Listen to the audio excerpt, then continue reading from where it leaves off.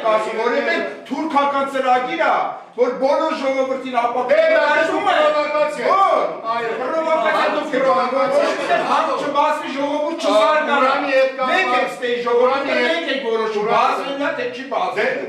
Նմանատիպ արտահայտություններ էկոակտիվիստների հասցեին հաճախ է հնչում հանքի վերաբերյալ հանրային լսումների ժամանակ, ընդ որում հանրային լսումներ նախաձեռնողները գալիս են իրենց կողմնակիցների խմբերով, ովքեր ոչ միայն վիրավորում են էկոակտիվիստներին, այլև սադրում եւ քաշքշուկ հրահրում։ Ես ակտիվ գործունեություն սկսել եմ 2012 թվականից, Մաշտոցի պուրակից, ու այդ կամպանիաների ոնց որ գործելավոճը մարդկանց մեր դեմ տրամադրելն է, անընդհատ ինչ-որ կեղծ լուրեր տարածելը մեր մասին, անընդհատ ինչ-որ բաներ տարածելը, նաև տեղացիներին վախեցնելը։ Թեև մոտ 30 տարի առաջ Վայոց ձորի զարգացման ուղղություններ են հռչակվել գյուղատնտեսությունն ու զբոսաշրջությունը, այնուամենայնիվ այստեղ էլ ակտիվորեն շրջանառվում է գյուղատնտեսությունը արդյունավետ չէ, զբոսաշրջությունը չի կարող այնքան եկամուտ ապահովել, որքան հանքարդյունաբերությունը եւ նմանատիպ այլ խոսույթներ։ Վայոց-ձորցի երկարամյա ֆերմեր Հայկ Իսախանյանի խոսքով այս խոսույթները կեղծ են եւ տարածվում են հանքարդյունաբերողների կողմնակիցների կողմից։ 30 տարվա ընթացքում ազատ հողի կտոր չի մնացել։ Խաղողի այգիներ են գցել, տասնյակ գինու գործարաններ են գցել եւ նրան զուգահեռ սկսեց տուրիզմը զարգանալ, որովհետեւ Վայոց-ձորը շատ հարուստ է պատմական հուշարձաններով 5-րդ դարից սկսած։ Մենք ունենք նորավանք, որտեղ Հայաստան մտած տուրիստը պետք է նորավանք տեսնի, Գլաձորի համալսարան տեսնի, Սպիտակավոր տեսնի, Սմբաթաբերդ տեսնի, Ցախածքար տեսնի, Հերմոն տեսնի։ Ուզում եմ ասել, մեր պատմությունը մեզ թողել է մի մեծ հարստություն։ Եվ այդ հարստությունը դիտելու համար տուրիստ շատ ենք ունենում։ Շատ ուժեղ զարգացել է հյուրանոցային բիզնեսը։ Եվ այդ թվարկածած ոլորտում մոտ 25,000 մարդ ընտանիք է պահում։ 25,000 մարդ։ Եվ օր-օրի ավելանում է։ Կառավարության որոշումով ստեղծվել է Եղեգիս տուրիստական մեծ զբոսաշրջության կենտրոնը ստեղծվել։ Դեկտեմբերից կլաստերային ծրագրով մոտ 50 միլիոն եվրո փող է եկել Վայոց-ձոր Արենի խոշորացված համայնքին, Եղեգիս խոշորացված համայնքին եւ Ջերմուկին։ Հայկ Իսախանյանի խոսքով Վայոց-ձորում հանքարդյունահանում կամ օգտակար հանածոյի հանքերը վակուում իրականացնելու ջատագովները տարածելով իրենց նարատիվները չեն խոսում իրական վտանգներից։ Մենք կորցնենք գինու մեր Արենի բրենդը, որովհետեւ մենք պարտավոր ենք գինի խմողին տեղեկացնել, որ այս տարածաշրջանում կա բազմամետաղային հանքավայր, որ կա ցիանական պուչամբար, որ կան թափոններ եւ այդ թափոնների մեջ կան բազմամետաղներ, որոնք 1500 տարի հետո նոր կարող են մարվել, այսինքն ուրանային միացություններ։ Մենք չենք կարող ապրել, ընդունել զբոսաշրջիկ, խաղող մշակել, երկուսից մեկը պիտի անենք։ Դրա համար մենք այդպիսի վերլուծություն ենք կատարել, շատ կտրուկ ենք դրել մեր կառավարության, մեր տեղական իշխանությունների արժև, հանք թե կյանք։ Մենք համարում ենք, եթե կյանք հանքը պետք է չէ, եթե հանքն եղավ, սա մենք կյանք չունենք անելու, նույնիսկ այդպես ենք մենք հարցը դրել։ Կոնկրետ հիմա Ամուլսարը հաշվում ենք, որ պետք է աշխատի, բայց շատ մեծ խնդիր կա Ամուլսարի Կեչուտի ջրամբարի հետ կապված։ Նա պետք է ուժեղացվի։ Որոշ մարդիկ էլ իրենց աշխատանքով են ցույց տալիս, որ գյուղատնտեսության անարդյունավետության եւ ոչ եկամտաբեր լինելու վերաբերյալ խոսույթները կեղծ են։ Շուրջ 25 տարի զբաղվում եմ մեղվապահությամբ։ Մեղվապահությամբ զբաղվելը մեզ պապեկան է ժառանգվել։ 29 տարեկան էի, հայրիկս 8 փեթակ նվիրեցին, ասեց տեսնեմ կարաս պահես։ Ես այդ աշխատասիրությունը սիրելով, այդ գործը սիրելով, ես այս 25 տարվա արդյունքում ուրեմն ունեմ 280 հատ մեղվանտանիք, ապրում եմ նորմալ, Ջերմուկում տուն եմ գնել, Երևանում եմ տուն գնել, ամեն ապրում եմ փառքաստ ու իմ միակ գործը մեղվապահությունն է, ճիշտ է, ինձ Մեղր Դավիթ, տենց են ճանաչում բոլորը, Ջերմուկից Մեղր Դավիթ, Մարդը իր ճիշտ աշխատանքի արդյունքում անպայման կհասնի իր արդյունքին։ Վայոց ձորում ամենազանգվածային էկոակտիվիստական շարժումը Ամուլսարի պահպանության շարժումն էր։ Այս շարժման առանձնահատկություններից մեկն էլ այն էր, որ բնակիչները, մասնավորապես ջերմուկի եւ գնդեվազի բնակիչների մեծամասնությունը դեմ էր Ամուլսարում հանքարդյունահանում իրականացնելու ծրագրին։ Ամուլսարի պայքարը մեր բնապահպան ընկերները երկար տարիներ են արել, դա պիտի խոստովանենք, բայց բնակչությունը, ասենք հեղափոխությունից հետո ակտիվ դուրս եկավ պայքարի ու խաղաղ ցույցերի տեսքով ճանապարհները փակ պահելու ձևով կարողացանք հասնենք նրան, որ այնտեղ շինարարական աշխատանքները դադարեցին։ Օգտագործելով տարբեր հարթակներ եւ միջոցներ էկոակտիվիստական շարժումների վերաբերյալ տարբեր գեղ խոսույթներ են տարածվում։ Ընդ որում խոսույթների բնույթը կախված է լինում տարածաշրջանից, միջազգային իրավիճակից, ներպետական եւ ներհամայնքային գործընթացներից եւ դրանք ըստ էության կարող են ազդել լսարանի վրա, հաշվի առնելով հուզական վիճակը կախված վերաթվարկված գործոններից։ Ավելի շատ այդ է միշտ ֆրացել, որ դուք անպայման պետք է մի տեղից ֆինանսավորվեք, բայց այս շահը որն է, դուք սորոսական եք, որ այսքան տարի ենքան այսի սորոսական ասում եք այդ փողերը գտեք, կեսը տամ ձեզ, ստեցել ոչ մեկ ոչ մի փաս չներկայացրեց, որ ես որևէ մեկից փող եմ էլի վերցրել այդ գործունեության համար։ Երբեմն ընկերությունները, հանքարդյունաբերող ընկերությունները ստեղծել են Facebook-յան կեղծ fake էջեր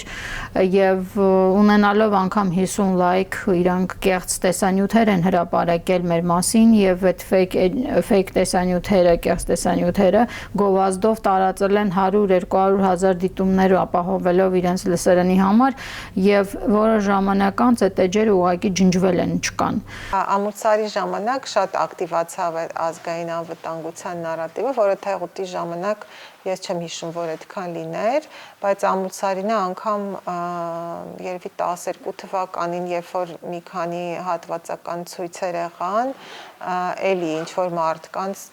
բերել էին, որ պլակատներով կանգնեն, գնացեք Թուրքիա բնապահպաններ, այդպիսի բաներ էլ, այդ 12 թվին էր։ Իսկ 18-19-20 թվականներին արդեն շատ ավելի ակտիվ Ադրբեջանի ագենտ էին լինելու համար էին մեզ մեղադրում, իրենց շահերին ծառայելու։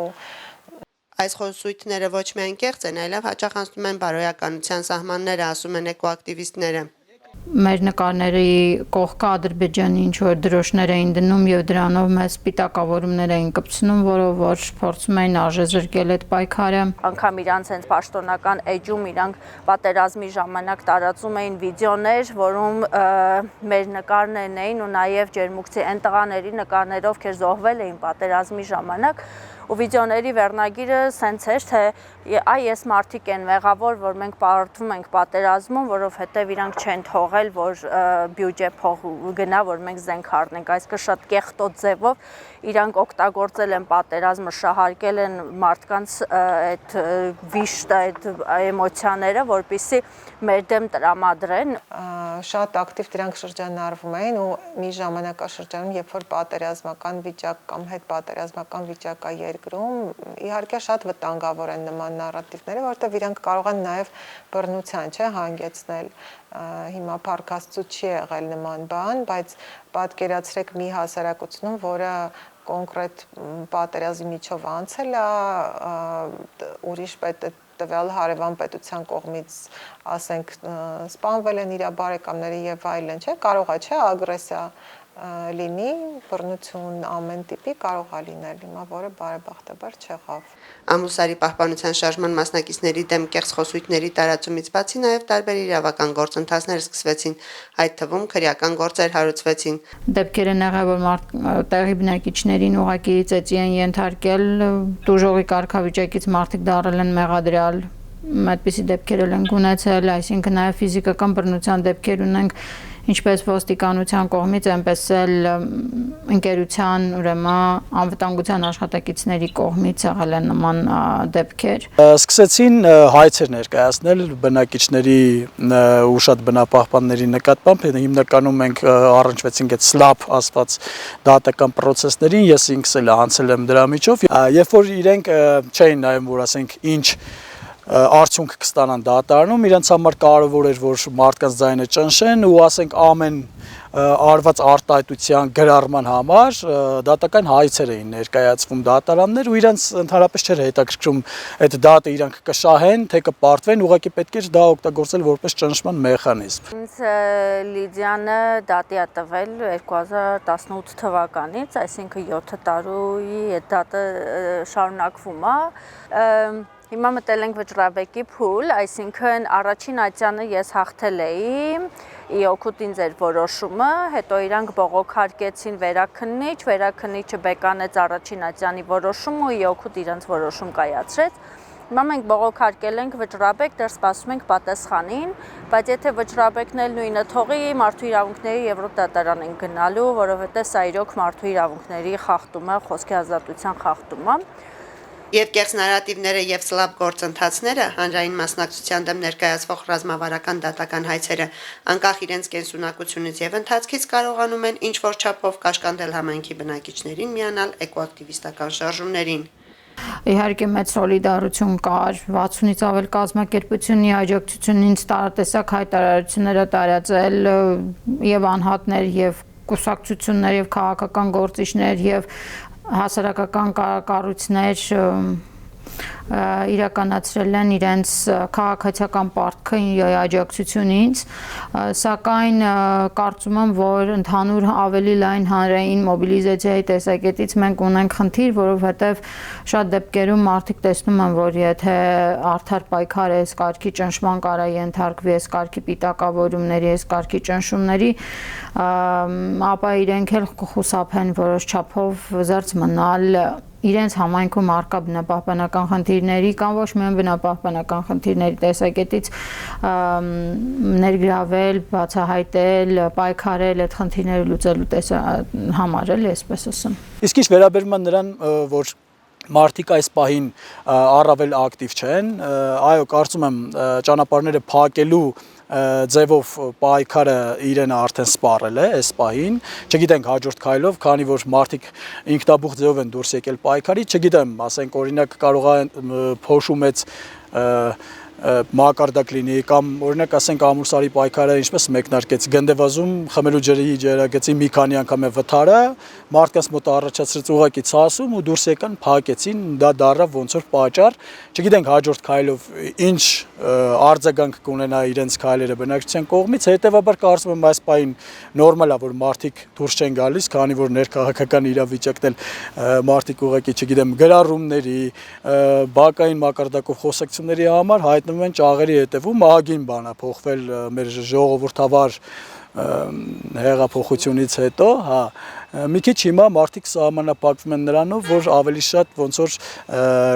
ոլորտի մասնագետները, բնապահպանները փորձեն իրավական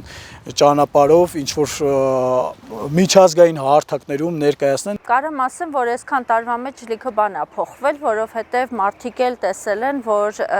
այդ լուրերը ոչ մի հիմք չունեն, այսինքն եթե մեր մասին անդադ ասում են սրանք կողմից են ֆինանսավորում, SNN ու որևէ մեկը որևէ փաստ չի ներկայացնում, մարդիկ տեսնում են, որ դրանք ուղղակի ոնց որ խոսակցություններ են, որոնք ուղղված են մեզ վարկաբեկելուն, դրա համար կարծում եմ, որ ամեն դեպքում մենք ունենք վստահությունը մարդկանց, բնապահպանները, որովհետև մարդիկ տեսել են, որ մենք ինչ անում ենք, ոնց որ անում ենք ոչ թե փողի համար կամ ինչ որ այլ շահերի, այլ որովհետև ուղղակի սիրում ենք այս երկիրը։